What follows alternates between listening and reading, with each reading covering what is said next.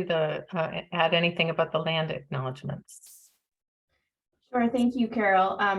As Amanda noted, I am not joining from Ohio today. I'm actually joining from Bellingham, Washington. So I wanted to share my land acknowledgement for this land here, which is that I would like to begin today acknowledging that I'm joining you from the ancestral homelands of the Coast Salish peoples who have lived in the Salish Sea Basin throughout the San Juan Islands and the North Cascades watershed from time immemorial. So please join me in expressing our deepest gratitude and respect for, I guess, my current Indigenous neighbors, the Lummi Nation and Nooksack tribe, for their enduring care and protection of our shared land and waterways. And in particular, I think we know that land acknowledgements are just a start, not an end to the work that needs to be done to address the harms that have been done to Indigenous peoples. And so in the context of food, a couple of things that I was just thinking about and reflecting on today are first, that there is just a long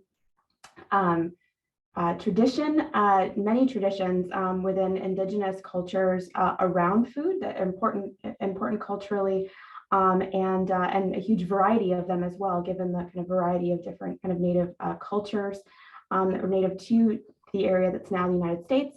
And so we want to honor that, and also to kind of recognize that despite that long history and that deep knowledge, that at the same time, due to the harms that have been inflicted on Native peoples, we also see now very high rates of food insecurity and poverty on Native American reservations and among Native American groups. And so that's something that as we today gather for Indigenous Peoples Day and address a food systems topic, I hope we can all reflect on and think about for our work moving forward. So I'll turn it back over to Carol. Thank you, Carol. Thank you, Zoe. I'm going to share my screen. All right. Are you seeing the full page slide? You're good, Carol. Very good. All right. Thank you, Amanda. I would like to thank the Ohio Food Policy Network for the opportunity to offer this webinar today, and a big thank you to the members of Ohio Food Policy Network and all of our Farm to School friends and stakeholders who have joined today. We're going to be sharing analyses and recommendations for strengthening Ohio's local food system related to foods in schools. And we're really excited about this because, as many of you know, this is sort of the result of over 10 years of farm to school networking and discussion and sharing our passion and really looking at what do we need to do to change things and move the needle in a substantial way for farm to school in Ohio. As Zoe shared, or excuse me, as Amanda shared, I'm Carol Smathers. I'm an associate professor and state level field specialist in youth nutrition and wellness. I have headed up the Ohio Farm to School program and network since 2013. I work with a great staff of including Haley Scott, Ali Sagna, and Lauren Preston in the Farm to School program office. And I'm going to just invite each of our speakers to expand a little bit on your background and how your work connects with the local food systems and with farm to school. So getting started.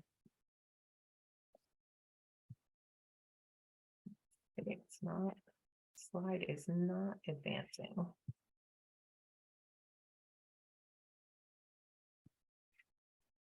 Well, I'm hitting advance and it's not advancing. Let's see. There we go. Okay. Need to start first with to acknowledge the funding for this project. Funding was provided by the Ohio State University Office of Outreach and Engagement through their Impact Grant program.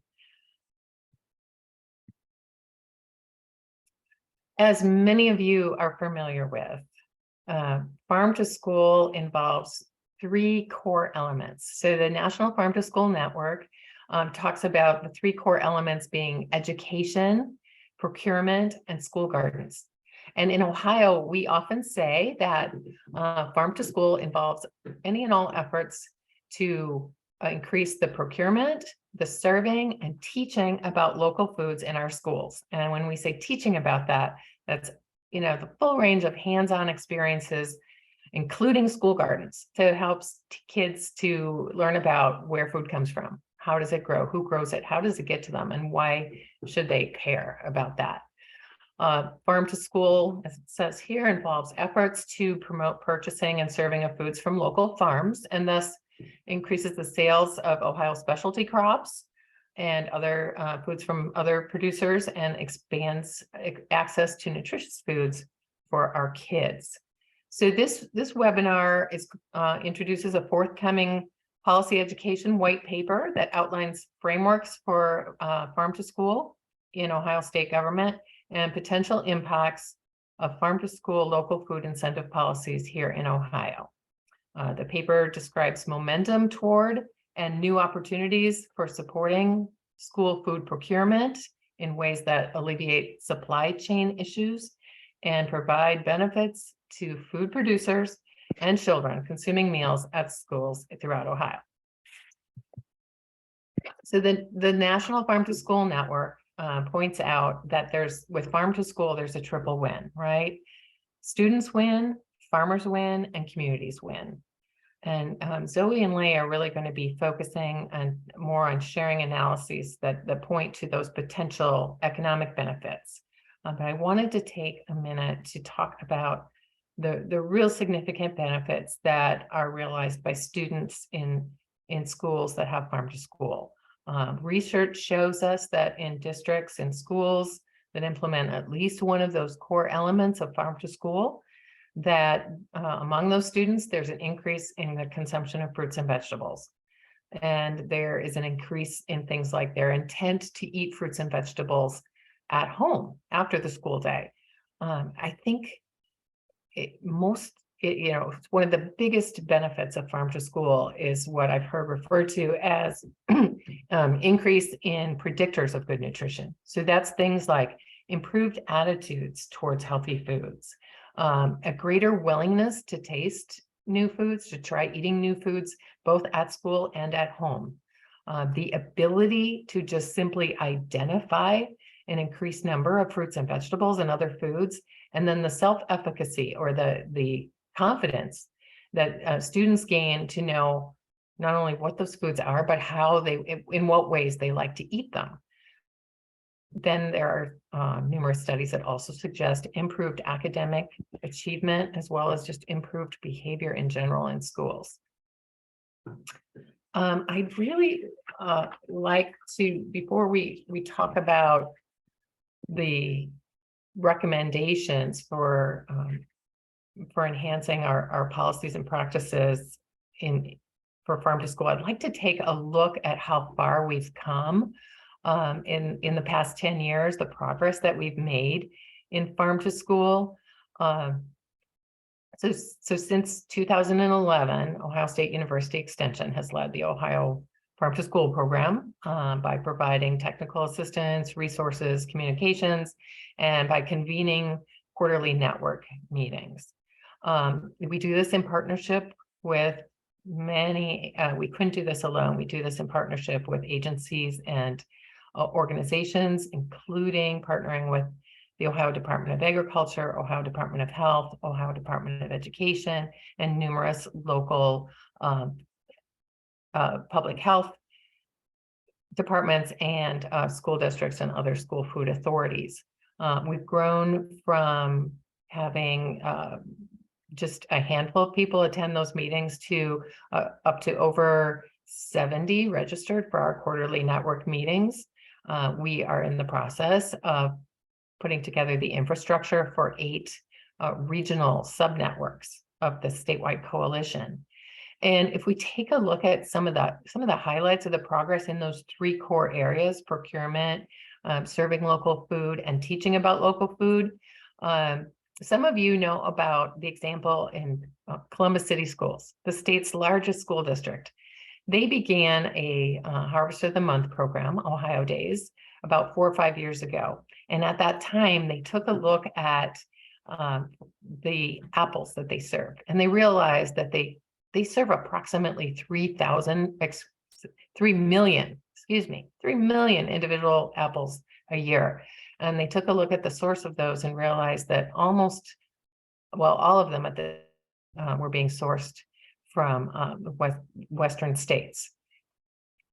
Then they were able to connect with Ohio producers, and at one time had increased the proportion of apples purchased all the way to about 90 to 95% of those 3 million apples were being sourced from Ohio orchards. And that resulted not only in a fresher and more flavorful product, but also they found that the cost was somewhat less expensive. And then Ohio State University Extension and other state partners are working now with early care and education sites across the state to establish systems for them to be able to incorporate more local foods and food education in school gardens year round. We are really looking at this to be a sustainable market for our small and mid-sized and newer farms across the state. In terms of serving foods, numerous school districts across our state are implementing these Harvest of the Month programs, including Ohio Days, My Plate, My State across Franklin County, supported by our county public health, and Stark County and other districts. Feed Our Future in Cuyahoga County connects schools and local producers in Cuyahoga County. They are expanding their local menu takeover model, their campaign, with the help of Ohio Department of Agriculture and Department of Education statewide. Feed Our Future shared data with us that even during COVID, schools redirected purchasing dollars to more fresh local options. In Northeast Ohio, local foods purchased in 2019 were totaled 31,000, and during that same time frame, a year later during COVID in 2020, 77,000. So more than doubled. And then last year we had over 280,000 Ohioans registered for our Ohio Great Lakes Apple Crunch, in which groups collectively celebrate collectively celebrate Farm to School Month, which is now in October, and celebrate local foods by crunching into a local apple. We are celebrating that we now have a statewide newsletter that's a cooperative effort between Department of Agriculture, Department of Education, and Ohio State University Extension. Reaches well over 7,000 individuals, including food service directors throughout the state. So this is a great way to get the word out and promote resources and supports for Farm to School. And Ohio State University Extension is in the process currently of piloting a curriculum, a new resource to help teachers to teach by growing foods, implementing school garden techniques at schools throughout the school year. So growing food at school from September through May. So these are all amazing changes and areas of progress that have been made in the last 10 years. And yet we know from talking with food service directors that we need systemic changes. We need system and policy changes to support them to make sustainably be purchasing local foods. And what we hear from our food service directors are that these are their biggest challenges. So there's a lack of local foods available through contracted distributors.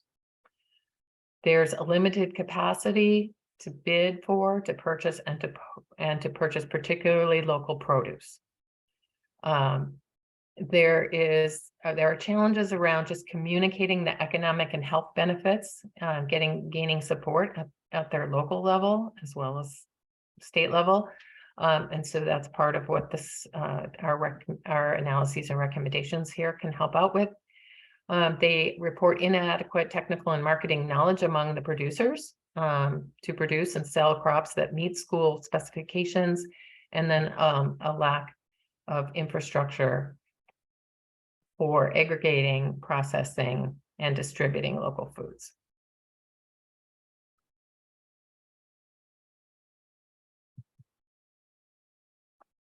So, as I said, no one organization can make the changes needed to support farm to school efforts on their own. Certainly ongoing support is needed in the form of program staff, trainings, funding, and other sources at the state agencies that administer the food and nutrition related programs and services. And certainly with all of the supply chain issues and inflation and budget issues faced by schools, support is needed system-wide. We know that when we took this project on, Ohio lacked the farm to school supports that existed in many other states. At the time, Ohio was one of just 5 states that did not have a designated farm to school position at all within at least one state agency. So a state agency position with farm to school deliverables. Since then, a full-time assistant director position has been created within the Office of Nutrition at the Ohio Department of Education. So that's Elizabeth Douglas's role, and actually many other Ohio Department of Education employees now directly support farm to school efforts. So it's amazing to see that growth and that kind of support. And then also we know that there's been a real influx of federal dollars recently to support local food purchases in schools, and we are watching to see how those dollars may be used to sustainably create both programs and positions related to farm to school. So in terms of this white paper, this policy education project, give a little bit of background. There was an action team was formed in 2020 they were actually formed to identify recommendations for creating more financial flexibility in schools to purchase locally. And the participants on this action team, as you can see, include representation from food policy councils, food hubs, the Department of Education, public health departments, school food service, and OSU Extension. This collectively, this is an amazing group. This group has extensive relevant experience related to procurement of foods in schools, and lots of boots on the ground, real experience, and a depth and breadth of knowledge that have really helped our efforts. So in 2021, funding was received to conduct this tangible economic and policy analyses of how Ohio state-funded programs operate and potential impacts of farm to school incentive policies. So namely local food incentives. I serve as the principal investigator for this project. I do want to acknowledge the input and the vision of that was the initial guidance provided by Michaela Oldfield, JD, who's the past director of the Greater Cincinnati Regional Food Policy Council. Michaela, as I said, she offered a lot of the original vision for the work that you're going to hear about today. And this action team met regularly. They reviewed documents, they provided feedback towards the final draft. And so I want to acknowledge and thank this action team. So with that said, there are 2 main parts, as we've already mentioned, 2 main parts of this policy paper, policy education paper. I think all of us who've been working on it, no matter how long we've been connected with Farm to School, we learned a lot about the history of Farm to School and of local food initiatives in in Ohio, both, what has been done and what hasn't been done. And so I'm going to, at this point, turn it over to Hannah Scott, who did the analyses for Section 1 to explore the legislation and executive level initiatives in Ohio related to farm to school. And then Zoe Plakias and Lei Zhu will talk about the reimbursement policies and what the potential impacts are for us right here in Ohio. All right. Great. Thanks so much, Carol. I'm excited to be here. Thank you all for having me. My internet seems to be a bit wonky, so Carol, if you could just let me know if there's anything going wrong, I would appreciate it. So as Carol mentioned, my name is Hannah Scott. I am a program director with the College of Food, Agricultural, and Environmental Sciences Center for Cooperatives. We're based at the OSU South Centers, which is in Piketon, Ohio, south of Columbus by about an hour and a half. Our work really engages rural community stakeholders and food and farm stakeholders who are thinking about new enterprises. And so oftentimes that engagement is very food system oriented. And so that's kind of my connection to the food system. I also have a law degree from the University of Cincinnati, so I'm very interested in law and policy. And that's how I got engaged in this project. Carol and the rest of the team approached me and asked me if I would be interested in thinking specifically about state government frameworks that have supported farm to school activities here in Ohio in the past and understanding what other states have done. So really what I did was review kind of multiple intersections between state government and farm to school. So namely executive actions, legislation, and administrative agency activities. But really I want to start out by saying that the scope of the review was pretty intentionally narrow, largely because of time and resources. So as you might know, the state of Ohio identifies through their state directory there are about 199 different entities engaged in governing the state at some level, whether that's an agency, a department, a board, a commission, or other roles. And many of those entities within that state apparatus might have an interest in farm to school because, as Carol shared with us in that opening, there are connections to food and agriculture, to education, to nutrition and health, to educational outcomes, to community development, and much more. So this is really kind of a broad thing to get your arms around in terms of how state government intersects with farm to school. And I also wanted to point out, as Carol mentioned, there are many, many non-governmental activities related to farm to school. There are many partners from public institutions like universities, as well as non-governmental organizations that are important partners in this movement. But we set that aside for this segment, right? We took that and said, we're going to put that over here in the parking lot. That's a space for future development and future understanding. So let's jump in and think about these pieces where Ohio's state government has intersected with farm to school, really thinking about approximately the last 20 years, from about 2002 to 2020. And you'll see why that time frame is what we chose. So let's first start out with executive action. So thinking about whether the governor here in Ohio has passed executive orders that have, or taken other executive action that have intersected with farm to school. As many of you here might know, in 2007, Governor Strickland created Executive Order number 27S, which established the Ohio Food Policy Advisory Council.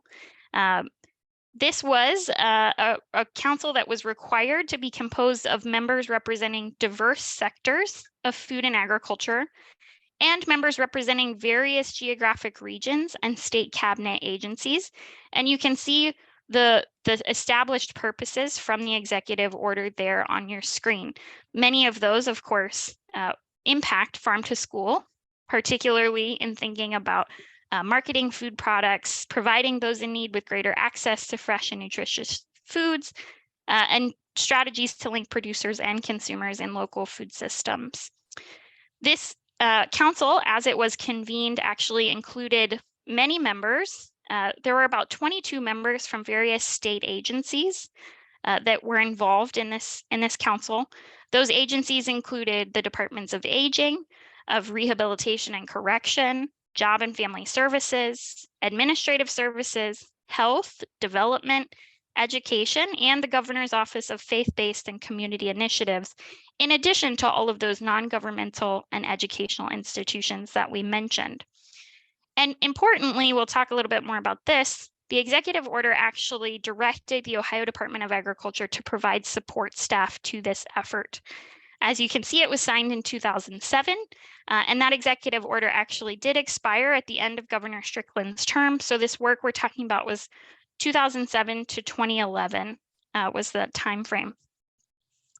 And Carol, if you'll go to the next slide, you can see that the Food Policy Advisory Council created a document in 2009 that really addressed the task force areas that the Policy Advisory Council undertook an examination of and created recommendations around, really gathering a lot of stakeholder input from around the state of Ohio.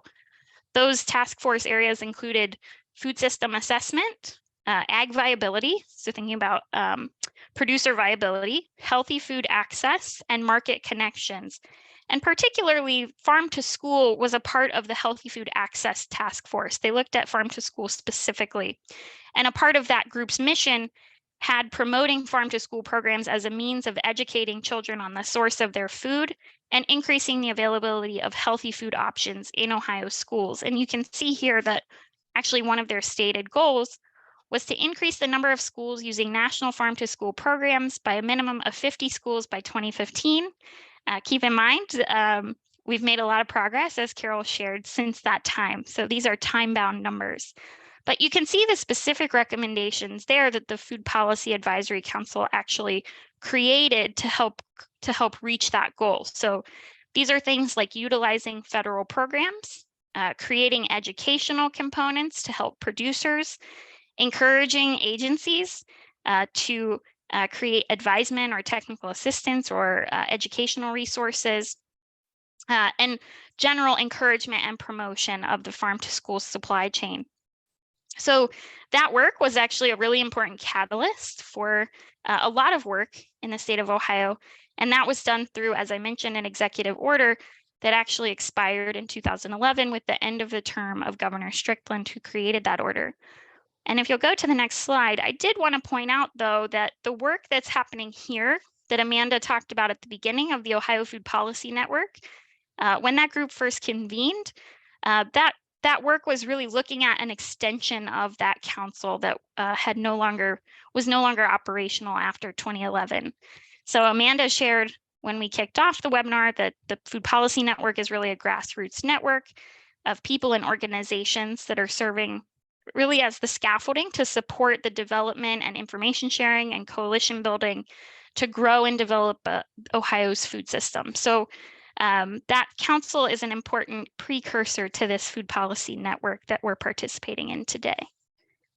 And Carol, we can go to the next slide and think about, of course, the state agencies. So executive action can create that scaffolding to support farm to school.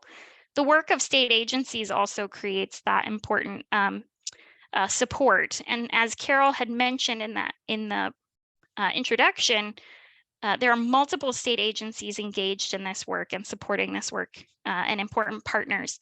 And so really in this review, we focused on two. The first being the Department of Agriculture. Of course, the Food Policy Council that I just mentioned was supported by the Department of Agriculture staff.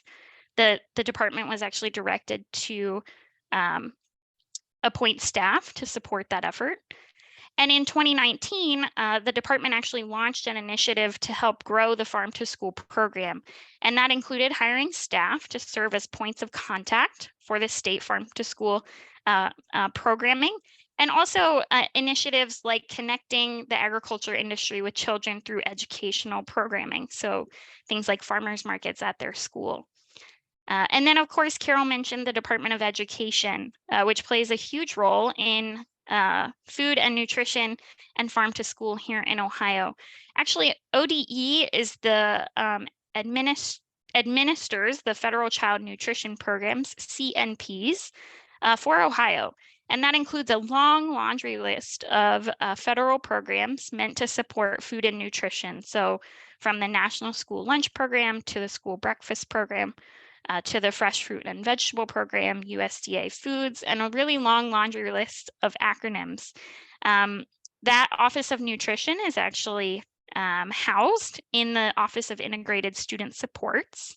That really is a team, as Carol was mentioning. So for the 2019-2020 fiscal year, there were about 19 program contacts identified as a part of that team, supporting 7 regions across the state and statewide. And as I've mentioned here in the slide, that Office of Nutrition maintains an active farm to school initiative. They provide really trainings and educational resources for supporting the farm to school movement here in Ohio. And so if Carol, if we can go to the next slide, of course, you'll notice that I mentioned federal programs, but we're not going to dive deeply into federal programs. We didn't dive deeply into federal programs in this review because it's just a whole other bucket of worms. It's a whole other complex field. But it is worth mentioning an important kind of aside here that, as I mentioned, the Office of Nutrition, or the Department of Education, excuse me, is the administrative contact for those federal food programs. And as that state agency that's responsible for oversight and administration and monitoring of those program operations, as well as providing technical assistance, doing food distribution, in some cases doing cash reimbursements, there is federal support for those activities through what's called the State Administrative Expense Funds that's administered by USDA's Food and Nutrition Services. And that's really meant to defray the costs that are incurred by state agencies in administering these nutrition programs. And so I just wanted to point out that from 2006 to 2019 fiscal years, Ohio's average SAE was just over $6.8 million. And that was actually the 8th highest average for states and territories that receive SAE funds during that period. And that is a complex formula that determines the amount of funds that are allocated to those agencies that are administering child nutrition programs. That includes things like the number of children under the age of 18, the number of children eligible for free and reduced price meals. And you can see the statistics here that supported that allocation for Ohio in that period being above average. So I wanted to point this out because it does intersect with farm to school in some important ways. In 2015, the Food and Nutrition Service at USDA actually issued a memorandum to regional directors and state agencies, clarifying the agency's view of the use of these SAE funds for farm to school related expenses. Now, it's important to recognize that these memoranda don't have the force of law. They don't bind the public. They're intended as guidance and to clarify really agency policy or the agency's existing requirements. And so they can change because they are guidance. But that memorandum in 2015 outlined that farm to school activities because they can help improve the efficiency and effectiveness of these child nutrition programs. And since state agencies are providing training and technical assistance on really all aspects of these child nutrition programs, that farm to school activities can play a substantial role in advancing these efforts. And so because of that, when feasible, for allowable state level administrative expenses associated with the coordination of farm to school activities in support of CNPs, this was allowable in the view of the agency. So I just wanted to point that out because that's an important nexus between state government and the federal programs that support and intersect with farm to school activities and child nutrition through schools. I really do recommend, there's a paper examining the SAE formula. It's an in-depth analysis looking at how that formula works, the historical spending patterns, and really how the approach is working. If this is something, if you're a policy wonk and you like thinking about things like this, I really do recommend that fantastic report. It's available through the Food and Nutrition Service, and I'll put a link in the chat. So Carol, next slide. So the final area we thought about was legislation. So we looked at executive action, agency activities, and then legislation. What was the legislation in Ohio that advanced the core elements of farm to school? So thinking about local procurement, school gardens, and food and ag education. And this legislative portion was really largely based on the National Farm to School Network and Vermont Law School's Center for Ag and Food Systems report called State Farm to School Policy Handbook, 2002 to 2020. It was published in July 2021. It's a really comprehensive resource that dives deeply into the national landscape. I encourage you to review it again if you have an interest in this topic. So these bills here for Ohio were actually lifted from the bills that were identified through that work of the National Farm to School Network. So there were two identified here in Ohio. In 2011, House Bill 240 looked at establishing the Ohio Sustainable Food Advisory Council that would be led by the Department of Agriculture. It was intended to be a 36-member council that would have positions that were appointed by the governor, by the Speaker of the House, and the President of the Senate, plus 5 statutorily required positions from state agencies. So agriculture, development, health, natural resources, and education. And the purpose of that was really to task that council with proposing sustainable food programs and policies to the General Assembly and to the governor on an ongoing basis. As you can see here, that was assigned to the Ag and Natural Resources Committee, but no further action was taken on that bill. And then in 2018, Senate Bill 287 was seeking to require the State Board of Education to develop and adopt K through 12 health education standards. And so the text of that proposed bill didn't contain really direct references to nutrition, food, or related kind of farm to school concepts. But as we talked about, farm to school is very broad, and the bill was focused on health standards in K through 12 schools, which have the potential to include farm to school related concepts. So that's the activity here in Ohio. As you can see again, that Senate Bill 287 was referred to the Education Committee. It did receive a hearing, but there was no further action. So neither of those pieces of legislation were passed here in Ohio. So if you can see in the national context on the next slide that from 2002 to 2020, there were 46 states plus the District of Columbia and 1 US territory that introduced a total of 546 bills and resolutions supporting farm to school. Ohio is actually one of 8 states that did not pass farm to school related legislation during this period.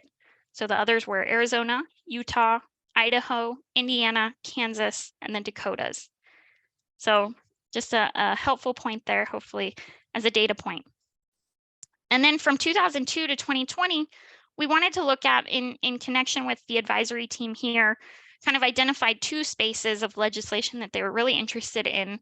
So the first one being coordinator positions that were legislatively mandated, and comprehensive farm to school programs that were legislatively mandated. So you can see that from 2002 to 2020, there are about 22 bills passed into law. That's an important distinction, to create a comprehensive farm to school program, typically within a state agency. In that same period, there were 9 bills passed into law to create farm to school coordinator positions, again, legislatively mandated positions. And we'll just finish up with a look really quickly at the examples of, a couple examples of those pieces of legislation, because there is variation, right? So in learning from those pieces of legislation, what I did was compile each of those pieces of legislation that had passed in that 2002 to 2020 timeframe, and look at what its stated purpose was, who the lead agency or agencies were identified as, and the funding mechanism, if any, was specified. So you can see here an example from our neighbors to the north, creating a farm to school coordinator position in 2008. And so directing the Department of Agriculture to establish really a point person to coordinate those efforts, to identify local suppliers for school food, make that information available, and do that really important convening work. So That was housed, as you can see, in the Department of Agriculture, but really important coordination work. So multiple states placed positions like this, if they passed this type of legislation, in their Department of Agriculture. But there was some variation. So for example, Iowa placed the position within Iowa State University's Cooperative Extension Service, while Alabama actually directed their Department of Agriculture and Department of Education to cooperate via a memorandum of understanding. So the two working together. As you can see here, the funding mechanism in Michigan was the legislation directed that the Department of Education and Department of Agriculture could accept funds from any federal, state, or private source to implement that act. And you can see in the next slide, there's an example from Hawaii. Thank you, Carol. In 2015, again, establishing such a point person in the Department of Agriculture, but actually specifically appropriating funding in the legislation that created this position.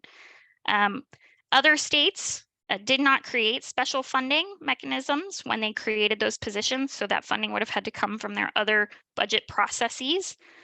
Some other states did things like directing the positions that they created to actively seek funding, so from grants or donations. So that was the case, for example, in Iowa and Missouri. And then finally, before we jump into the next section, I wanted to share two examples of legislation supporting statewide farm-to-school programs. So these are comprehensive programs. They may not establish pieces across the entire farm-to-school landscape, but they have important kind of comprehensive statewide aspects. So here's an example from Illinois, creating a statewide program that was going to be housed in the Department of Ag, in cooperation with the State Board of Education and the Department of Public Health. And the funding mechanism here was actually a special fund in the state treasury for purposes of this program. Again, multiple states placed the program within the Department of Agriculture, so places like Connecticut and Hawaii and Arkansas, but some actually placed the programs in departments of education. Colorado did that, or would establish a point department and then direct cooperation with other departments. So for example, Florida did that as well. And you can see an example in the next slide of Arkansas's legislation enabling, again, a statewide farm-to-school program, establishing that in their Department of Agriculture. Again, not identifying a specific funding mechanism in this enabling legislation, but likely going through their other budgetary appropriations process to do that.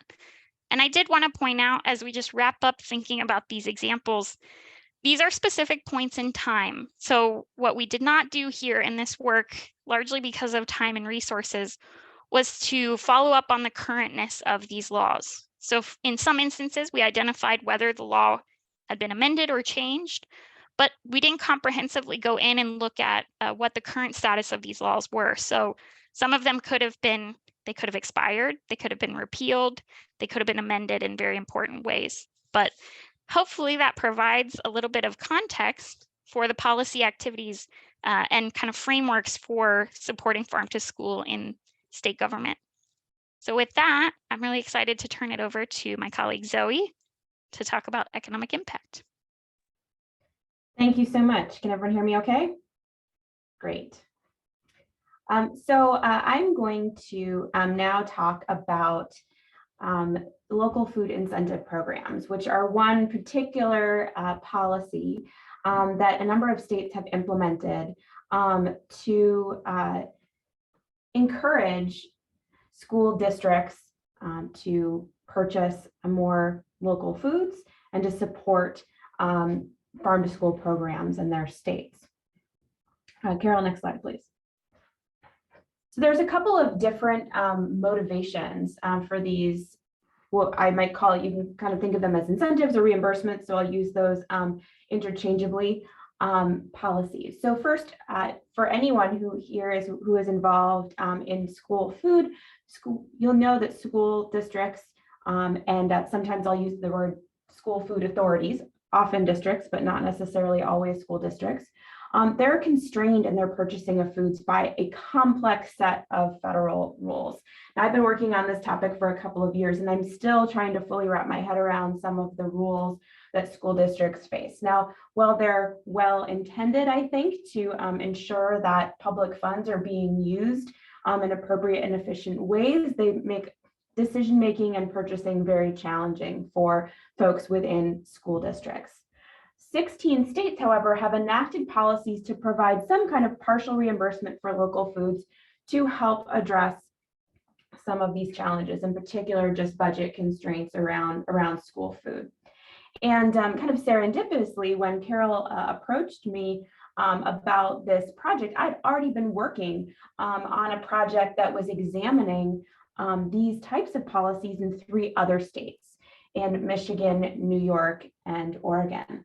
So it was a great opportunity to say, okay, well, if this is something that 16 states have considered, if this is something that folks in Ohio wanted to consider, what might be the possible impacts of such a policy? And so using what we learned from this other project, which is funded by the USDA, National Institute of Food and Agriculture, and the PI on that is Becca Jablonski. Folks might know her name. She's at Colorado State University. That project is going to inform some of the stuff you see on the next few slides. So in particular, we're looking at the potential economic impacts of such a policy in Ohio. Next slide, please, Carol. So again, as I said, our other project that Leigh and I are both working on uses these 3 states, so I'm going to use them as examples. And I know we already heard some examples from Hannah of some policies in other states.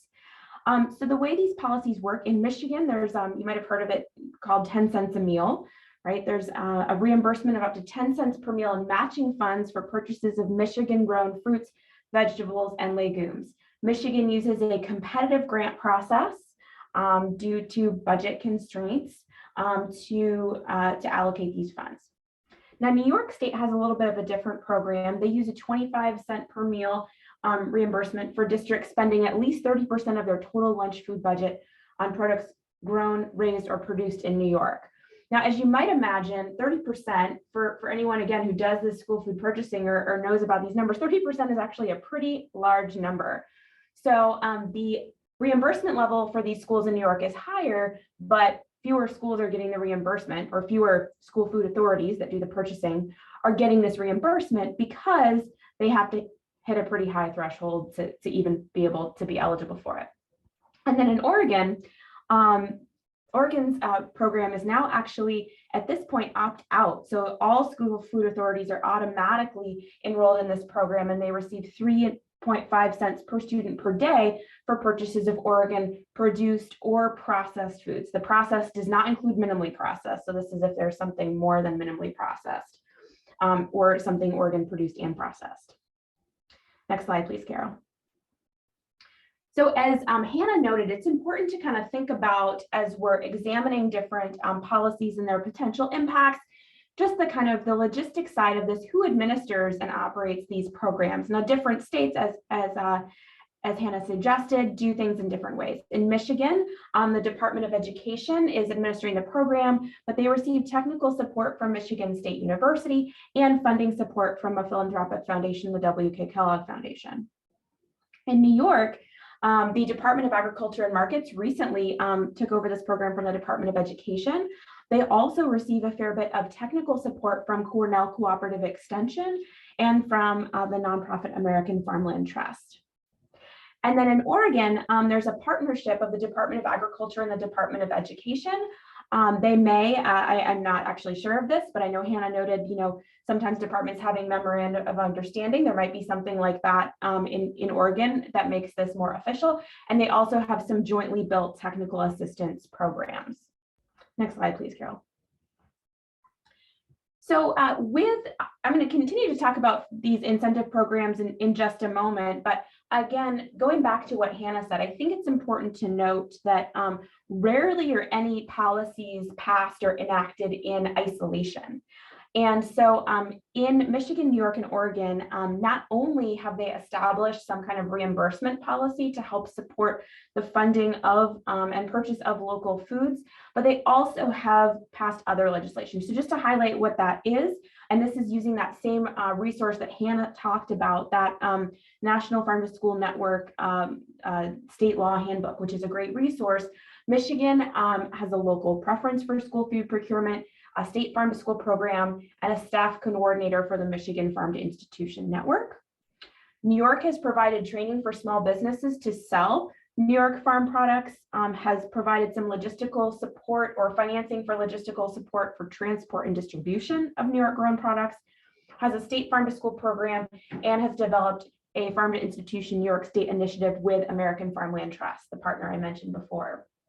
And then in Oregon, they've done a bunch of work establishing, expanding, funding, and clarifying Oregon Farm to School and School Garden program. So they have not only their non-competitive grant, so I said it's opt out at this point in Oregon. They also have a competitive grant, they also have an education grant, and they have a robust technical assistance provider network that they've developed. Next slide, please, Carol.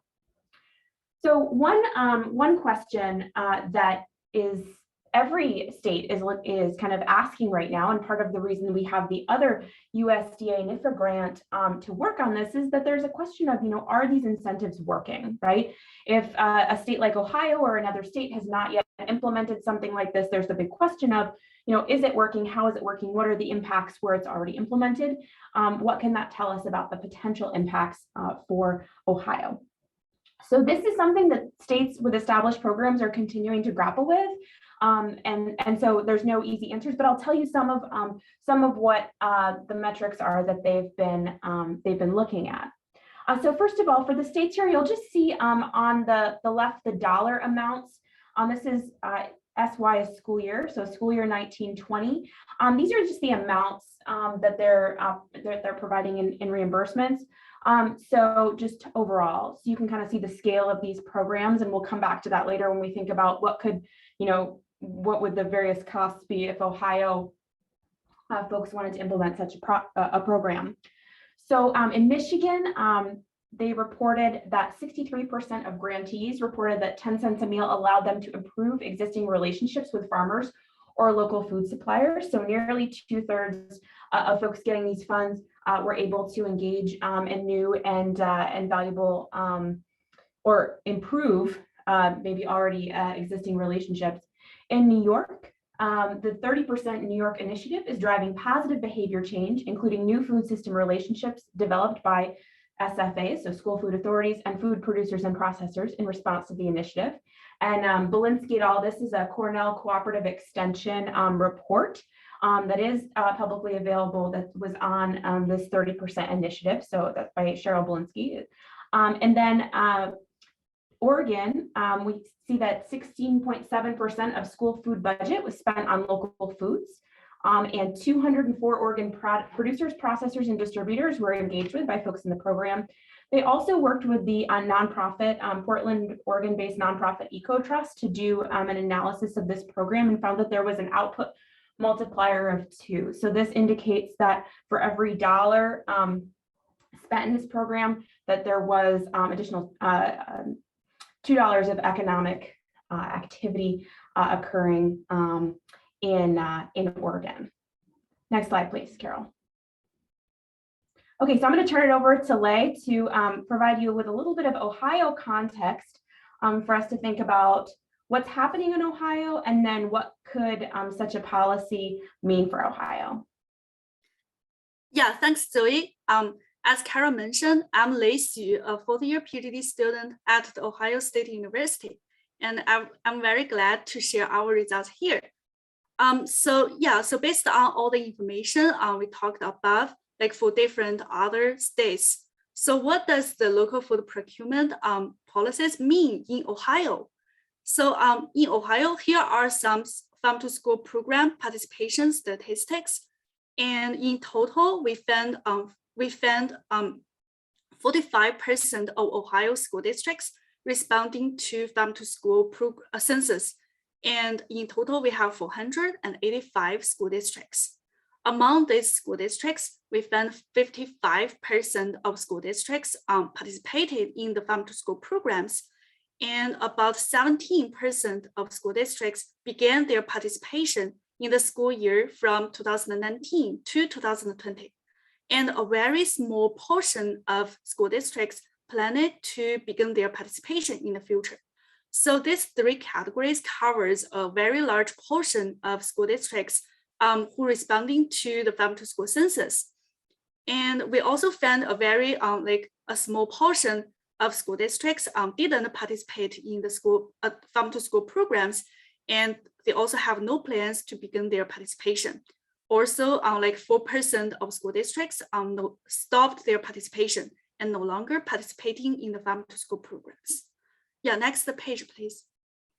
Yeah, thanks, Carol.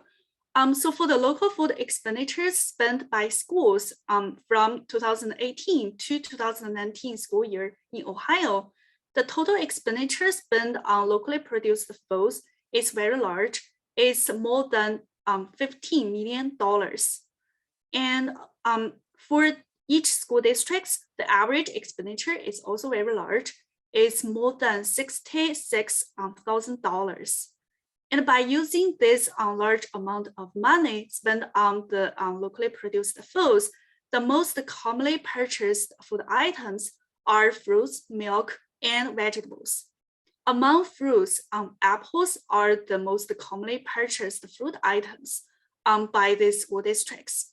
And among these vegetables, the carrots, lettuce, and cucumbers are the most commonly purchased vegetable items by these school districts. And the largest, the page, yeah, thank you. And the largest expenditures spent by these school districts are on milk and fruits. And they spend about $6.2 million on milk and $1.6 million on fruits. So these are very large portion of money spent on these two categories. Yeah, next page. Thank you. So for different local food sources, since each school districts can choose multiple choices of sources to purchase locally produced foods. And as we can see, the most commonly used food source to buy locally produced foods is the USDA DOD Fresh program. It's about 58% of school districts in Ohio, and followed by the produce distributor and the USDA Foods program. So these three are most commonly used for the source to purchase local food. And so from this, we can say the expanding the approved vendors for the USDA DOD Fresh program is very important. And it's a very important way to increase the market access for Ohio farmers, like to providing more like opportunities for these farmers. And also it's a very important way to increase the local food access for different Ohio school districts. Yeah, and I also want to mention that in Ohio, we have only like 3 active DOD Fresh program vendors. And 2 of these 3 vendors are the specialized produce distributors, and 1 is a broadline distributor. Yeah, next page, please. Okay, so for the supply side, we found so this table we used to create this table we create by using the data from the most recent USDA NAS Census of Agriculture data, and it's the 2017 data. And as we can see, the total acres in Ohio to produce these crops and the total numbers of farms to produce these crops is very large. And in the third column is the average acres per farm to produce these crops. We found these numbers are very small. So this small numbers implies the average acres per farm to produce these crops is very small. And this can imply on average, farmers produce very small amount of these crops in Ohio. So the policy that can increase the Ohio school district's demand for the locally sourced produce can benefit these more sized farms by providing more like opportunities. But we found I didn't put the data for the milk here, but we found on average in Ohio, the milk produced each farm is very large. Yeah, I'll pass to my team member to talk about more in this part. Thank you. Thanks, Lei. Next slide, please, Carol. So the reason that we kind of presented that piece just now was to really highlight what is the demand currently for local foods by Ohio school districts, and what is the current supply. Obviously, growers can increase their supply of certain crops if there was additional school demand, but we really want to understand the landscape kind of as it sits, and then think about where things could go from there. So one of the things that we've been thinking about is, well, you know, if there was an increase in funding for local food purchases, it got to the districts, right? They received this incentive. What would they do, right? Would they change their behavior? And so here is a kind of little flow chart, right? One thing they could do is they could not change their local spending at all, right? But just reallocate the savings from those purchases to purchases of non-local foods, okay? So this is maybe on one extreme, right? Just shuffling funds around. Now, they could also receive the incentive and increase their local spending. Now, once you increase your local spending, there's two different things to do, or on the extremes. There's probably some stuff in the middle, right? So one would be to swap an Ohio produced food item for an identical food item produced elsewhere. So same variety, same everything else. We could just say, instead of purchasing something from over the border in Michigan, an apple, we're going to purchase an apple from Ohio. Now, in that case, right, the changes that occur in terms of the freshness, any kind of potential nutritional impacts, any kind of impacts to farmers, well, there will certainly be a little shuffling, are not expected to be particularly large because the items are very similar.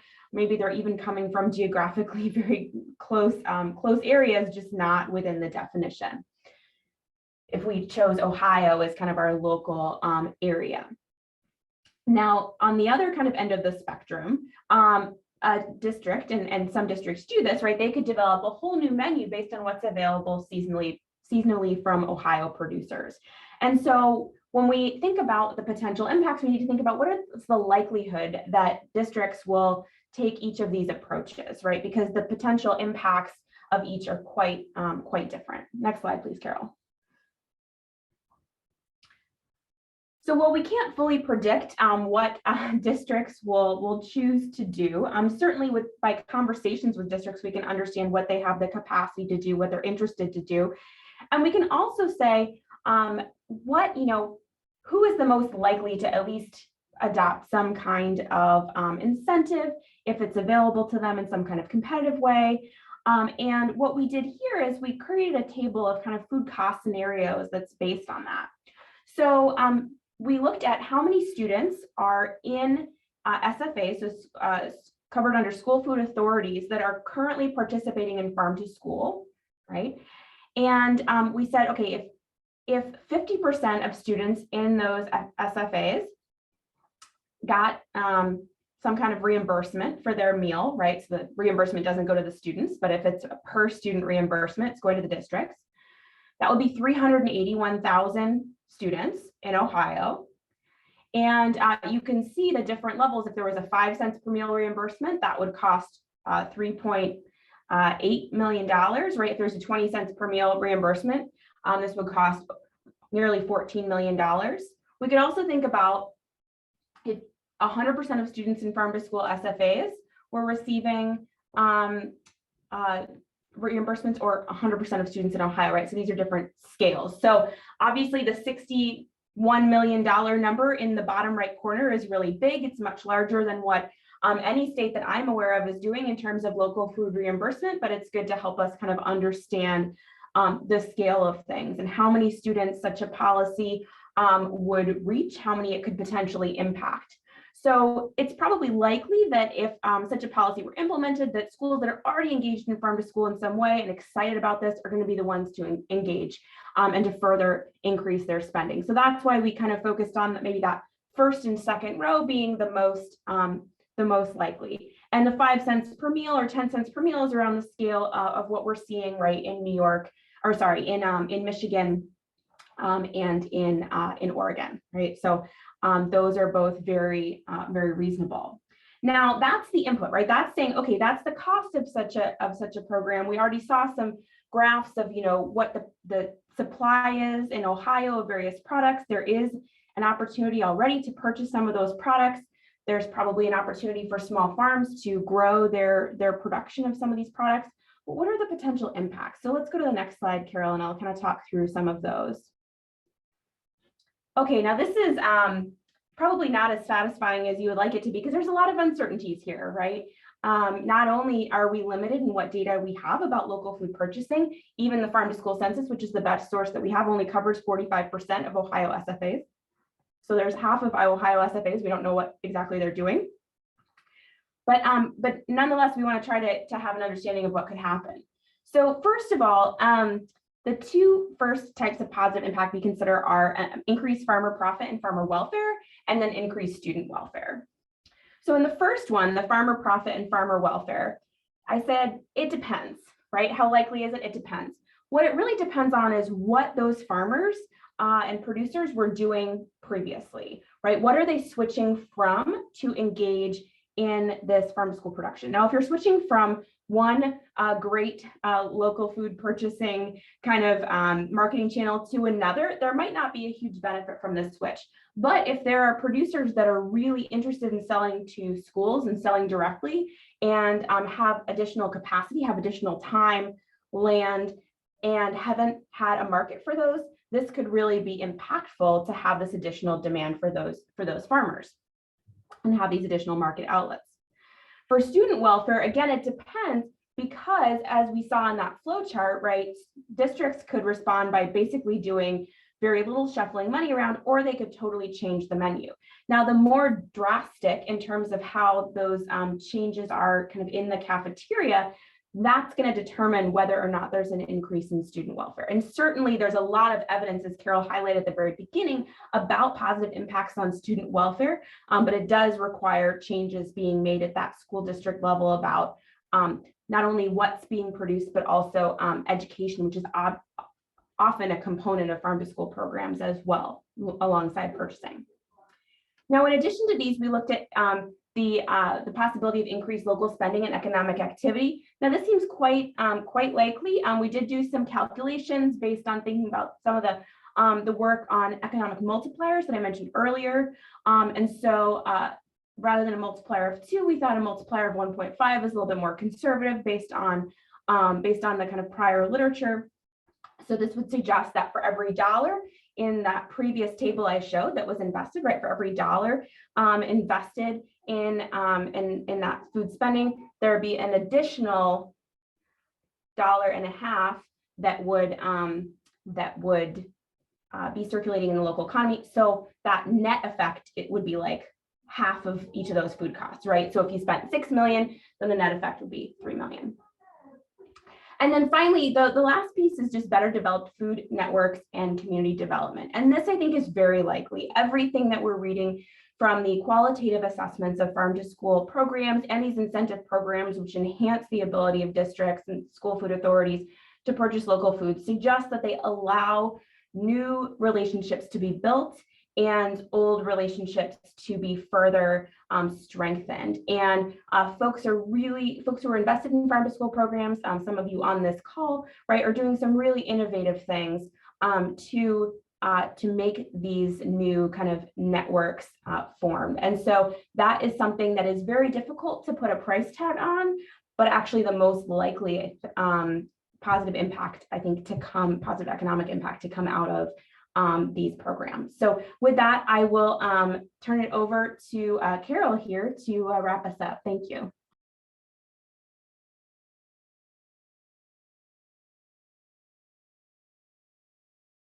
All right. Thank you so much, Hannah and Zoe and Lei. Just so many factors there to think about, so much potential. When you look at, you know, the interest in buying local, the capacity to grow local, the potential benefits from student to community level. So I just want to mention just briefly our next steps with this. We are just finishing up the final version of this white paper, the policy education document. We will be submitting it for peer review, so it can be published as a peer review document and shared broadly in its full form.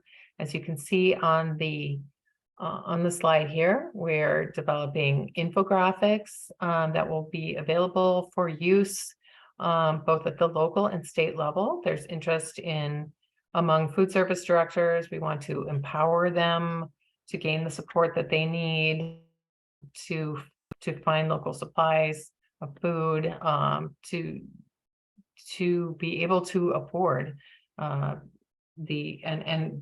to incorporate local foods in a way that, as Zoe showed, there's ways that can really multiply the impact if they're in fact not just replacing but enhancing and coming up with new menu items and new nutritious options for the students.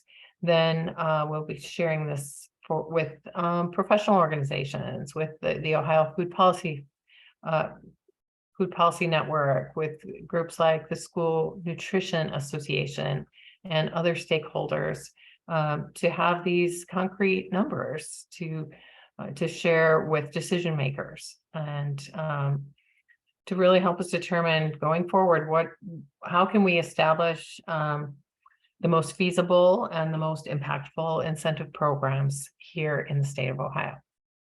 And with that, I think I will turn it back over to Amanda. I know that there's some opportunities coming up in the next week through Ohio Food Policy Network. Yeah. So first I want to go ahead. I'm going to just give everyone permission to talk in case you guys had any questions for our speakers. I think the content you guys gave today was amazing. The overview of the different legislative pieces was awesome. So I know I will be revisiting this talk. So just to remind everyone, this is going to be recorded. And it will be sent out through the listserv. There was a link in the chat earlier above. So if you're not on our listserv, make sure to join so you get a copy of that. Or if not, you can just email me directly. But I do, again, want to give everyone an opportunity. If you're not comfortable directly speaking, feel free to use the Q&A box. But if you want to, you can unmute yourself and go ahead and ask our speakers any questions you might have about the content that they shared.